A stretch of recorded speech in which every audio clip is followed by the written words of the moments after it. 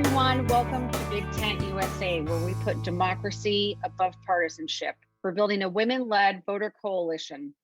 At BigTent, we care about protecting the guardrails of democracy, ensuring government accountability and transparency, and increasing civic participation. Given what is going on in Ohio right now, I'm so excited to welcome Hannah Ledford of the Fairness Project.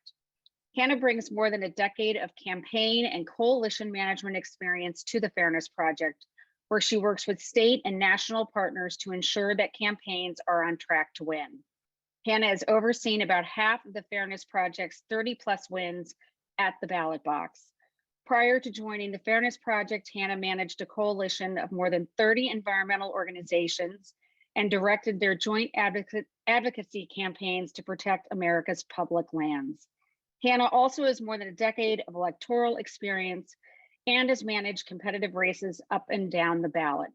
Please put your questions in the chat for Hannah, and I'm going to turn it over to you. Thanks, Hannah. Awesome. Thank you, Kitty. I am going to try to share my screen with the sound. Okay. Can everybody see that? Thumbs up. Okay, excellent. There we go. Thank you so much for having me. First and foremost, I'm really happy to be here. My name is Hannah Ledford. As Kitty said, I'm the campaigns director at the Fairness Project. We are a national 501c4 and we do ballot initiatives. It's all we do. We work a lot in red and purple states to enact progressive policy, particularly where it's stuck legislatively. And I'm going to talk about this a lot today, but part of the reason I am here is because as the result of our success and many others' success at the ballot box over the last few cycles, we have seen the tool of direct democracy itself become under attack, particularly in red states. And we are working very closely to beat back efforts to curtail direct democracy where they come up, which brings me specifically to Ohio, which we'll talk through in a minute. But the Fairness Project, like I said, we're a national organization and we exist to support progressive ballot measures, both with hands-on technical assistance. I have a full team behind me, each of whom has a specific set of states that they work in, and we provide everything from expertise about how do you set up a ballot committee, how do you get your compliance right, how do you run a really great paid comms program and a really great research program. Basically the sort of kind of like wraparound support services that a party committee might offer, except for ballot initiative campaigns. But we're also a funder and we raise a lot of money directly into our campaigns as well. So we are, I would say, a unique organization on the national scale, on the national stage, in that we work across the board in a lot of states, but we really do dig deep with state partners into specific campaigns to set them up and then see them through election day, both with funding and with expertise. And then the issues that we work on are, we work on a lot of issues, but they're all kind of in the social justice, economic justice realm. We work on minimum wage, increasing the minimum wage. We won a $15 minimum wage in Nebraska last cycle, which we're really proud of. And we're taking that success to the ballot, hopefully in Missouri and potentially Alaska this year as well. We do paid sick leave, we do paid family medical leave. Medicaid expansion has been a huge issue for us over the last several cycles. And then reproductive rights has been a huge organizational priority since the fall of Roe. And then relatedly, we are also sort of leading the charge to protect the initiative process itself when it comes under attack. And very often, like we're seeing in Ohio, those attacks come in the form of ballot initiatives that we have to run no campaigns on. That 30,000 feet is the Fairness Project. Just really quickly to sort of showcase the scale of our wins. So we've been around since the 2016 election cycle, and in that time have won 31 out of our 33 campaigns, which is something we're super proud of. in 17 states and in 5 pretty major municipalities. Thanks in particular to our wins on Medicaid expansion, which have been in largely very, very red states. Over 1 million people now have access to healthcare. 9.2 million workers have seen raises due to our work on minimum wage. And we were highly involved in the fights at the ballot box last year to enshrine the right to reproductive rights in Michigan and in Vermont. We're very involved in Ohio and will continue to be working on this issue, as long as there are about 10 states with some level of abortion ban or restricted access where we can run ballot initiatives. And our goal as an organization is to enshrine reproductive rights in all of them. So this is a very long-term fight for us. And I show those wins mostly to showcase the impact, and this slide does as well, but it also sort of illustrates why the other side is coming for the process, in my opinion. So this slide shows specifically the states where we have had progressive wins on issues that Trump won in either 2016 or 2020.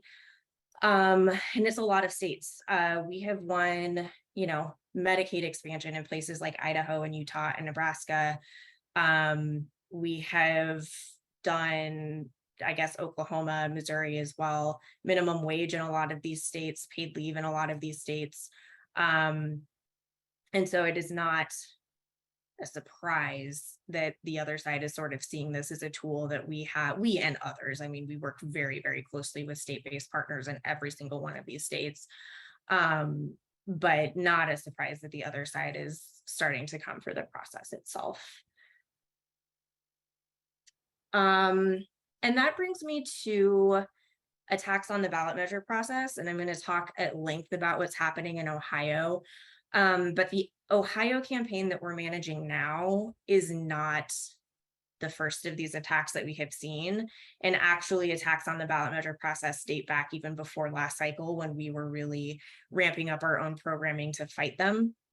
So last cycle in 2022, we won different but similar ballot questions in South Dakota and Arkansas.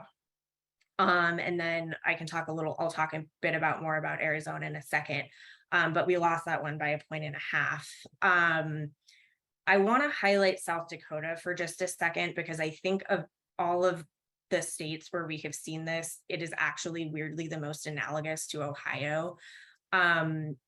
We were in 2022 trying to pass a Medicaid expansion ballot initiative in South Dakota.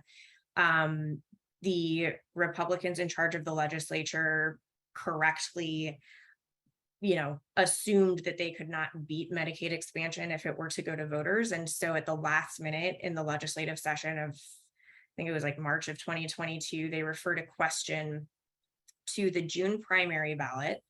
The partisan breakdown of that was about 75% Republican, 25% Democrat, to raise the win threshold on ballot initiatives to 60%. So the reason that is analogous to Ohio is because in the case of Ohio, we're trying to run a reproductive rights ballot initiative. The legislature made the assumption that they can't win if it goes to voters, which I think they're right about. And so instead of beating us on the merits of the policy, they're trying to pull the rug out from under us and change the rules in the middle of the game. The other thing that South Dakota has in common with Ohio is that it was not a special election, but a primary election with very, very lopsided partisan turnout. It was an election where there were not a whole lot of statewide, very, very little enthusiasm on the Democratic side in terms of getting Republicans out or getting Democrats out to vote. The opposite was true on the Republican side. And so turnout on election day really was like 70% Republican, 30% Democratic.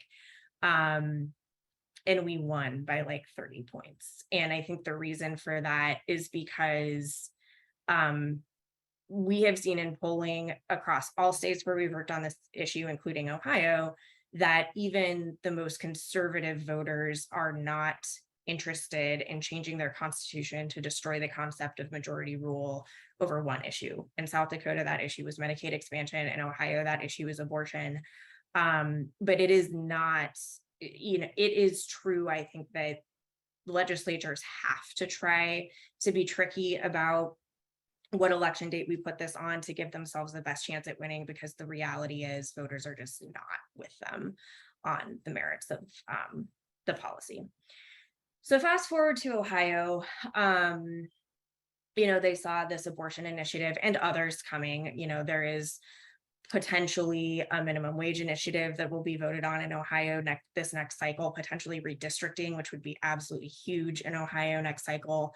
And late last year, they said, you know what, it's too hard to change the Constitution. So we're going to refer a question to the ballot that would not only raise the threshold for winning all constitutional amendment ballot initiatives to 60%, but require proponents of initiated measures in particular to get signatures from all 88 counties. And it eliminates, if it passes, a period in which proponents are able to go back into the field and get additional signatures. So the upshot is that they make the process a lot harder, and they're obviously doing that on purpose. So we, the Fairness Project, along with, at this point, over 200 state-based organizations, have launched a campaign to beat back this attack. I'll go into that in a second. But, make no mistake, it's on the ballot in August, on August 8th, because they are trying to circumvent, they're trying to change the rules in the middle of the game for the abortion initiative, which we also think will be on the ballot this fall. And then just looking ahead to next cycle, North Dakota already has something referred to the ballot that would make the initiative process much harder. We will likely launch a campaign there. Arizona, same story. It is more about geographic distribution requirements for signatures and not one of these threshold questions. Arizona has an entire additional legislative session to go, so we anticipate that we will be getting, it'll be probably a slate of things we have to take down in Arizona next cycle. And then the other two states we're watching, because we're always watching them, is Missouri and Oklahoma. Both of those states are places that we've won campaigns in the past, and attacks on the ballot measure process in the last few cycles have popped up, but we have, and again, a lot of local groups have successfully beaten it back legislatively. Okay, so I'm going to talk. Let's talk Ohio. Is this the right slide? Yes. Okay. So like I said, this is a legislatively referred amendment. It's on the ballot on August 8th. It ends simple majority rule for ballot measures, and just generally makes them, if not impossible, just wildly expensive to qualify. And that is on purpose. Election day is August 8th. Early voting began July 11th. So we have about a week of early voting numbers under our belts. And I will say at this point, there are about 175,000 ballots that have either been cast or requested, and we're still mail ballots that are still in the process of being turned in. Of those ballots, according to the support score that we built for this campaign, where we think, it's a huge guess because we don't know what turnout is going to look like in this election, which I can talk more about in a second, but we think we're winning at about a clip of 10 points. And that is really important because we do think election day is going to trend more conservative. We do think we can win over a lot of conservative votes, but as always, the bigger our cushion going into election day, the better. But I will say early vote is higher than I thought it was going to be. And I think that is generally good for us. I think our side is much more motivated to vote no in this than the other side is to vote yes. So we'll see what happens. I will say opposition as of 2 weeks ago have begun communicating in earnest. Their funding is running, as if there was any confusion about what this issue is about, their funding is running directly through the Protect Women Ohio ballot PAC, which is the PAC that was formed to oppose the reproductive rights initiative this fall. They have signaled publicly that they'll have at least $3 million to spend on this election. And they are currently on TV with an ad that is all about how issue 1 ends parental rights, which of course is utter nonsense, but it is what you would expect from that particular group of people. You know, it's a base play. They're on radio, on, you know, Christian talk, and on right-leaning talk radio as well. They're on Fox News. They're trying to consolidate their base and turn their base out. And in an election that is this, I mean, it is just unprecedented. We don't know, we have no other election in the past to compare it to. So knowing how volatile turnout is, it is something that we are watching really, really closely and taking very, very seriously, because even though we are outspending them like 4-1 at this point, even our best voters take vacations in August, and we can't take anything for granted. So this really is shaping up to be a fight going into the 8th. But I think, you know, the campaign is really, really strong, and our field operation is really, really strong. And I'm feeling pretty confident about where we are. We are on TV, and we have been for 3 weeks now. We were up 2 full weeks before the early voting window started, which, you know, we made the strategic decision to go early to try to inform opinions before that window opened. We're also going to, so this was not like, we were not choosing to go early at the expense of going late. We're doing both things, which feels really good.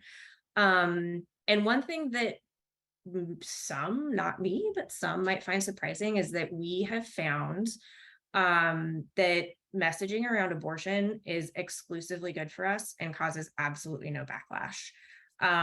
My hypothesis for that is that when you look at the ballot language, the word abortion doesn't show up in it, parental rights doesn't show up in it, because that's not actually what it's about. What it actually does is it destroys majority rule.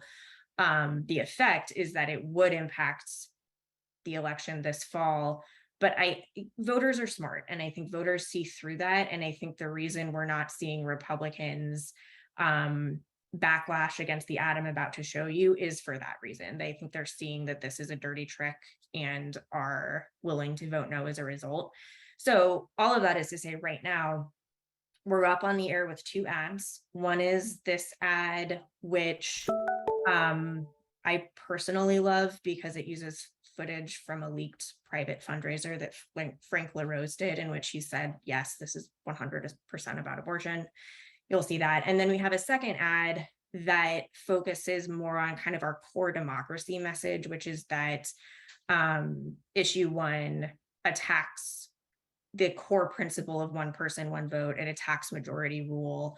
And it specifically makes the claim, which is true, and we've gotten a lot of press about it, that this was designed to trick voters into giving up their own rights when politicians thought they weren't going to turn out to vote. So I was going to play these ads for you and then just open it up to questions. But let's see if I can do technology and these ads work.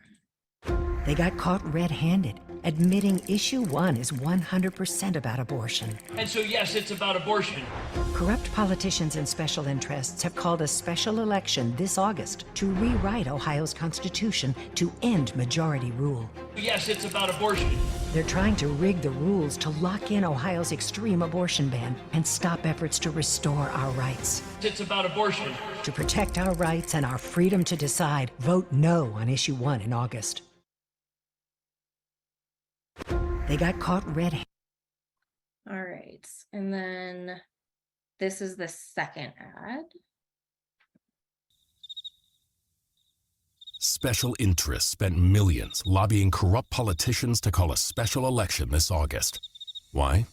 Because they're trying to sneak something through, hoping you won't vote. There's only one amendment on the ballot. It's called Issue 1, and it rewrites our Constitution to end majority rule. So special interests get what they want, stripping freedom from we the people. Don't be silenced on August 8th. Vote no on issue 1. All right.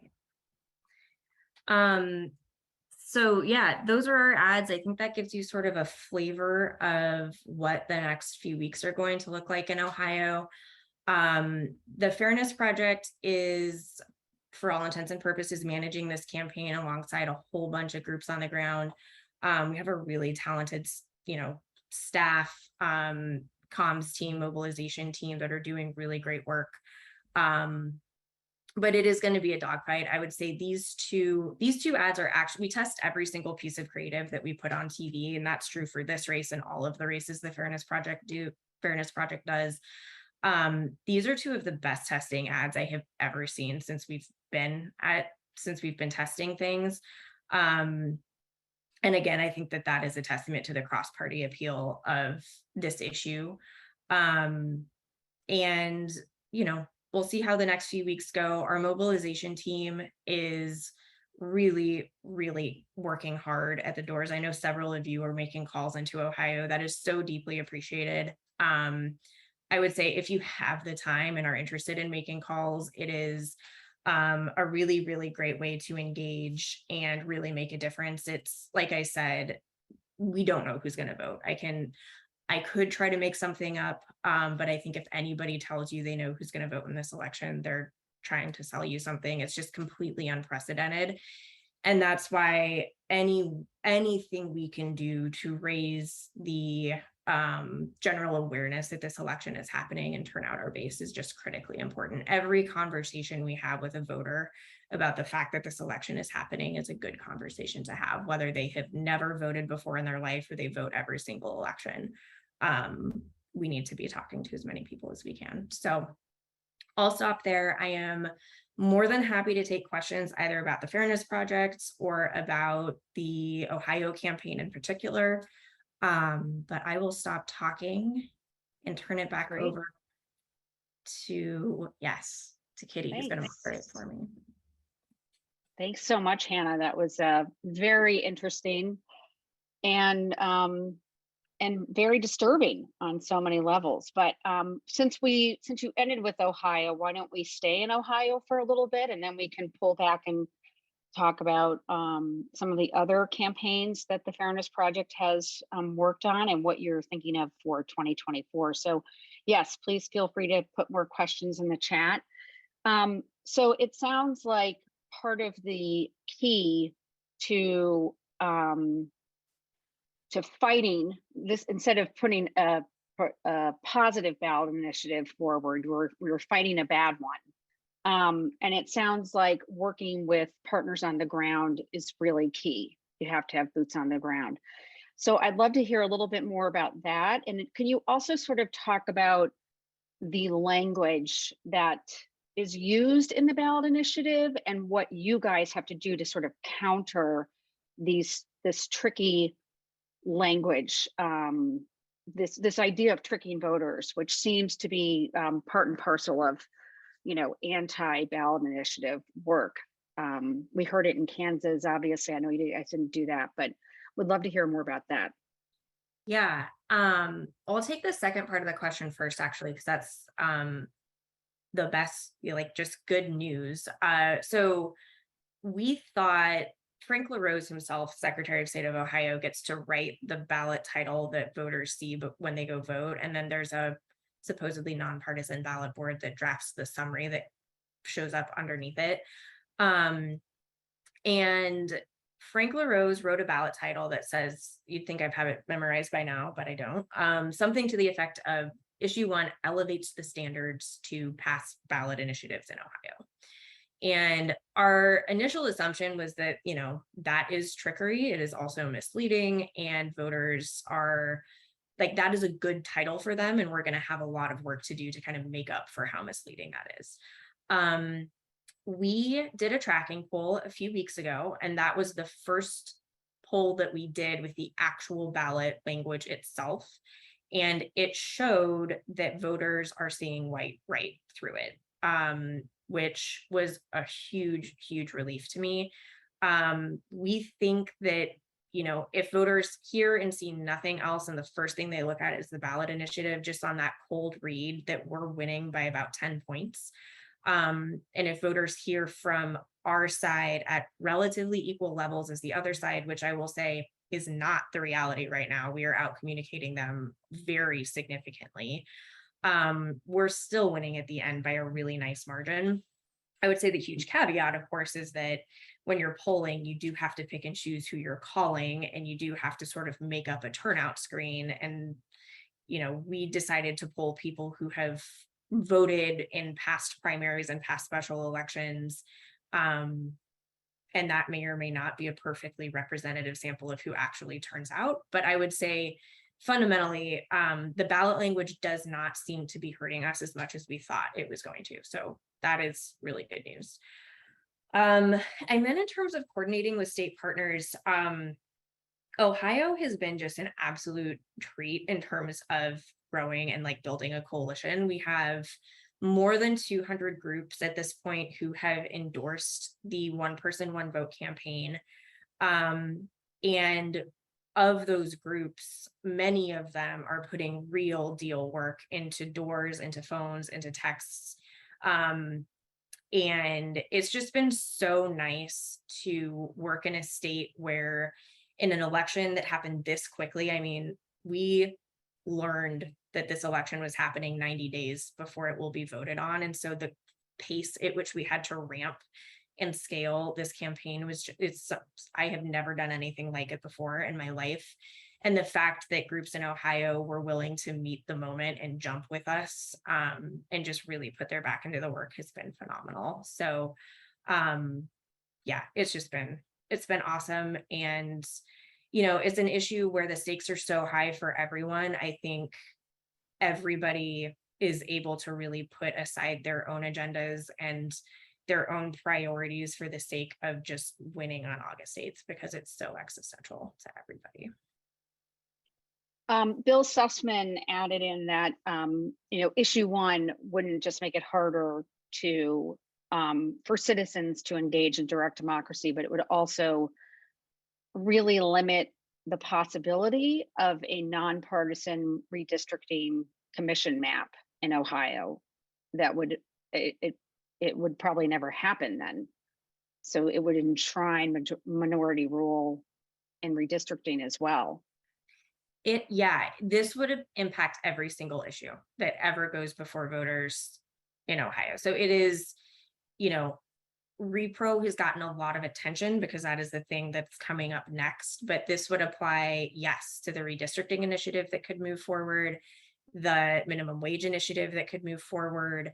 You know, folks in like our teachers' friends have been thinking about a proactive education reform initiative. Anything that citizens put to the ballot, put to the voters in the future in Ohio would have to win with 60%. Yeah. Beryl from California said that she and her group are writing a bunch of postcards to Ohio voters. Are you finding that those are successful? Is it sort of like any election where every touchstone helps motivate voters? Is that the case? Yeah, bring on the postcards is what I say. And I will say too, there are no coordination rules at all whatsoever for ballot initiatives in Ohio. And so the campaign can send out, you know, specific lists for voters that we think are most helpful to mail. But there are so many postcards going in, and I really truly believe that like these handwritten notes they're so helpful. The more the merrier. Yeah, it's great. Right. We have vote forward letters on our website, so we'll make sure we put that link in the chat at the end of the call too. Georgianne D'Angelo says that she calls Ohio three or four times a week. Thank you so much. That's excellent. She said she speaks to about 14 to 17 voters, and folks have started voting, and 80% say that they will vote no, which is really great. Now you guys worked in Michigan, which was a resounding success. So are you feeling that, are you sort of seeing the same sort of early results that you did in Michigan? Lessons learned from Michigan that's helped you do your work here in Ohio? give us sort of a sense of, I know you related it to South Dakota, which I'd like to talk about next, but talk to us about your work in Michigan and how you're able to use it in Ohio.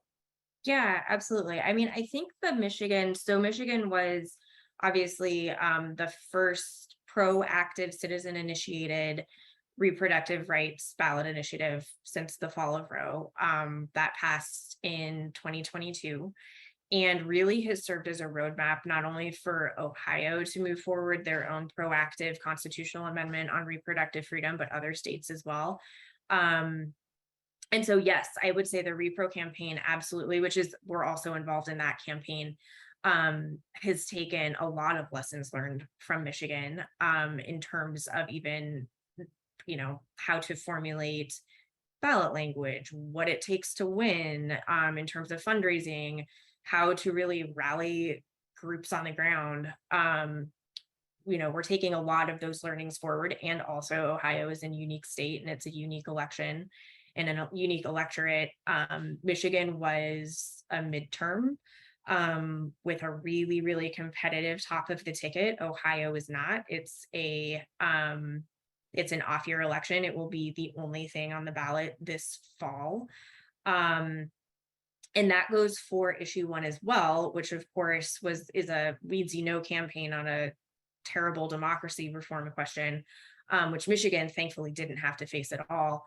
But this issue 1 will be the only thing that voters are voting on, statewide in August, which just, again, that has not happened. I think somebody told me the other day that there has not been a special election on a statewide ballot question since like 1923 or something like that. So it is just totally unprecedented. Hannah, do you think so? In 2022, you said South Dakota and Arkansas, you had wins. When there's been a win around a ballot initiative, does that set, I mean, I know it's too soon to really tell, but do you find that settles the issue? Or do these state lawmakers go back and think, oh, well, we didn't succeed this time, but we're going to try again? Is this going to end it in Ohio, or are we going to have to keep fighting this fight? What's your feeling? You probably don't have an answer for me on that one. I have a theory, but this is absolutely me reading a crystal ball, and I might be totally wrong. I think that if we win in August and we win in November and reproductive rights are enshrined in the Constitution of Ohio, that it, at least in the short term, puts the 60% question to bed, because pro-life interests are then going to want to use this process to undo what we have just passed at the ballot box. So I would be very surprised if we have to keep fighting this fight in Ohio specifically. Arkansas is a little bit different. They have repeatedly brought the same question before voters, and they just keep losing and losing and losing. South Dakota is not. South Dakota has not brought back these same attacks. So I do think it's really state specific, and unfortunately, specific to what issues are percolating in terms of like what questions are going to be before voters. I think if we went back to South Dakota and tried to run a reproductive rights amendment, they have one on the ballot, actually, most likely will be on the ballot for 2024. So we'll see what happens with that. But I wouldn't be surprised if they put it on the ballot again in South Dakota, but it's really, I think, state specific and issue specific. And knock on wood, we put it to bed in Ohio. Yeah. I just did. Is the media covering this initiative in Ohio? Are you guys getting good press? Yeah, it's been wild. We actually saw in our last tracking poll a 15-point increase in people who have said they've seen, read, or heard a lot about this initiative. We have gotten, I think, every single major editorial board in the state to write about in opposition to issue 1. We're on TV, like local news, multiple times a week. The press corps is absolutely plugged in, and the coverage has been really, really excellent. It's been really, really, really helpful. Yeah, there's some great stuff on the Fairness Project website. So I urge everyone to take a look for sure. Okay, so you mentioned Arizona, hotbed of election denialism. Tell us a little bit about what happened in 2022 and what you see. Maybe we can then pull back and look at your work in 2024, and what you think we're all going to be paying attention to besides just, general election issues in 2024. Yeah, absolutely.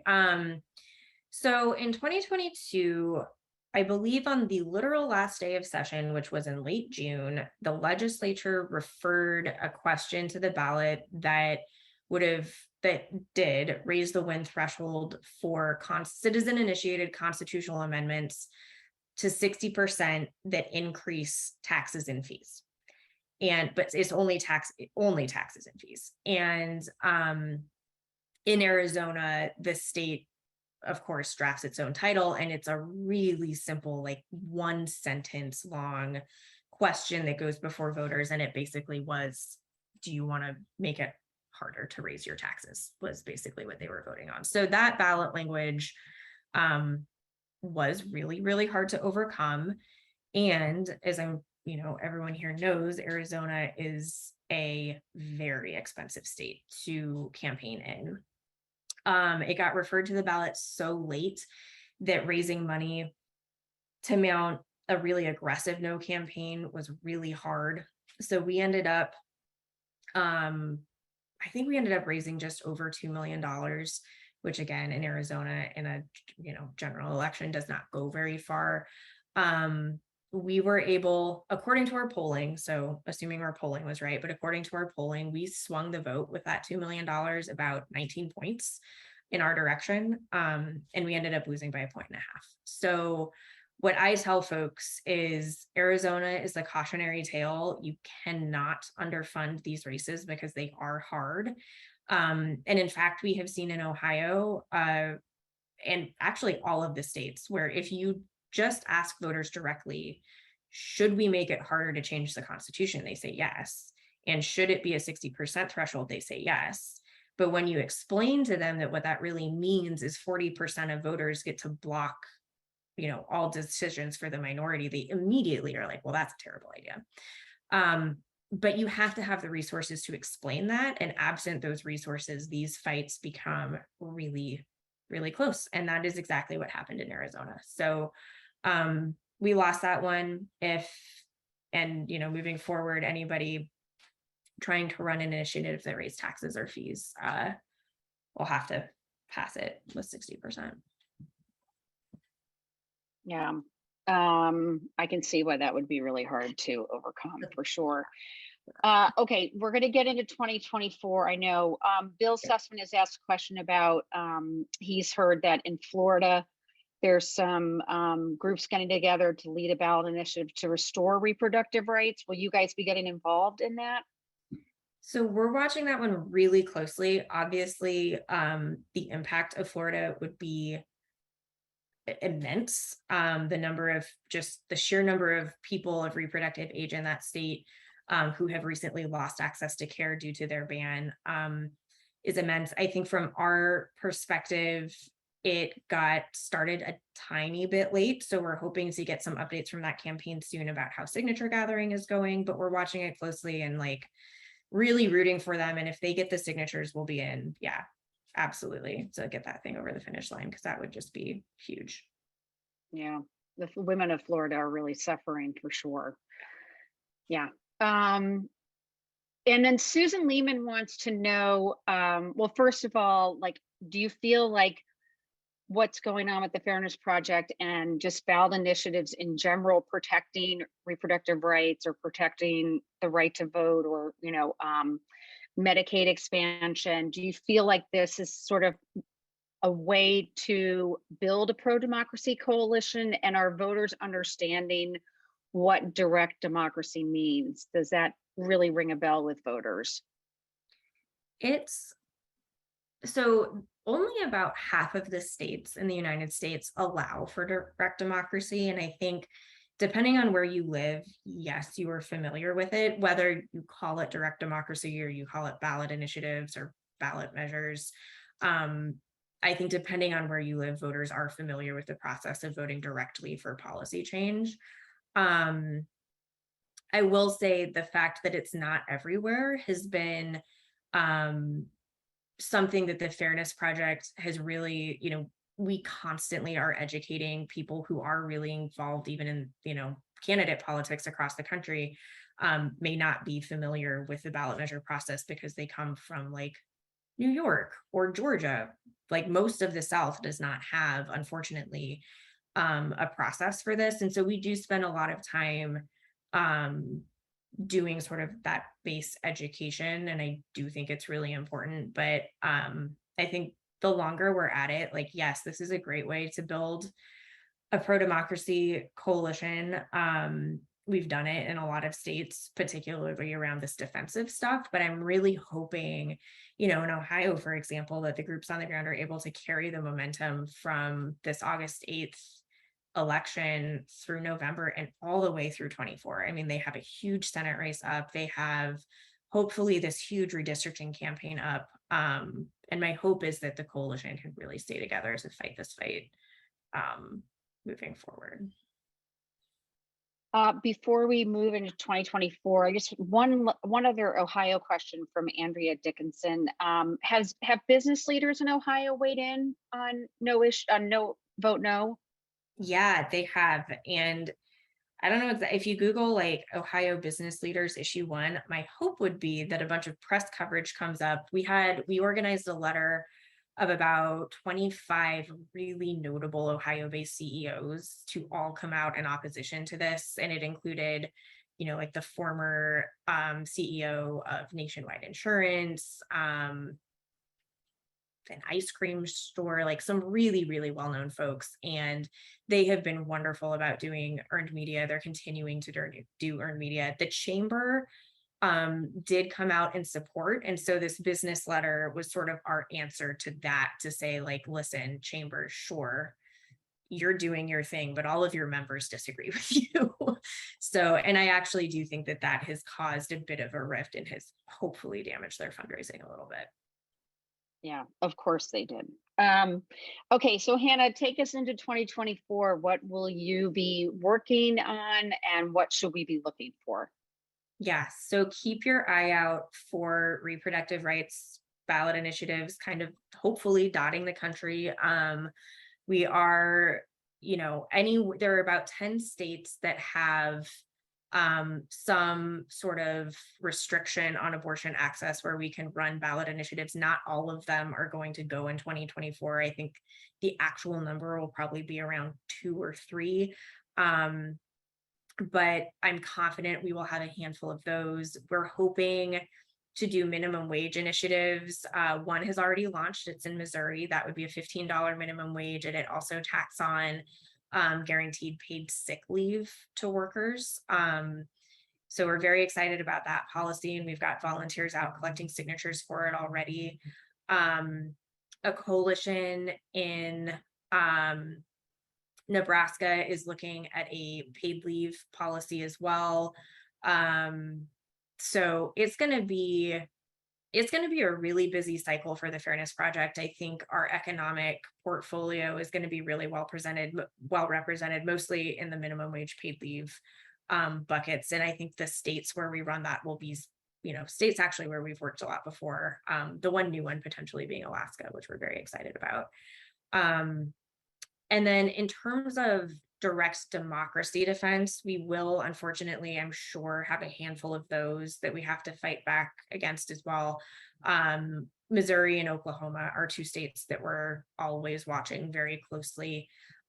North Dakota, for sure, will have a campaign there.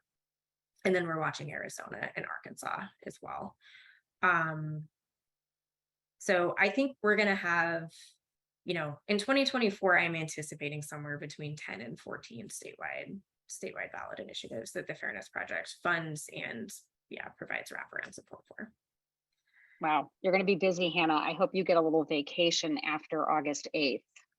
Yeah, that is Yeah, good. Okay. Well, listen, I know you have a lot to do. It's a very busy time. Democracy is not taking a vacation, and nor are you. And we really appreciate your work and the work of the Fairness Project. I encourage everyone to go to the Fairness Project website. We have letter writing and phone banking to Ohio voters, so please take a look at that on our website. We are taking a bit of a break in August, but we will be putting out our newsletters. We're on social media, so please follow us. And you know, let's support the Fairness Project and the fight for Ohioans to have a say in their constitution, their democracy. And Hannah, really appreciate your time and your work. Thank you so much. And thank you everyone for coming to Big Tent today.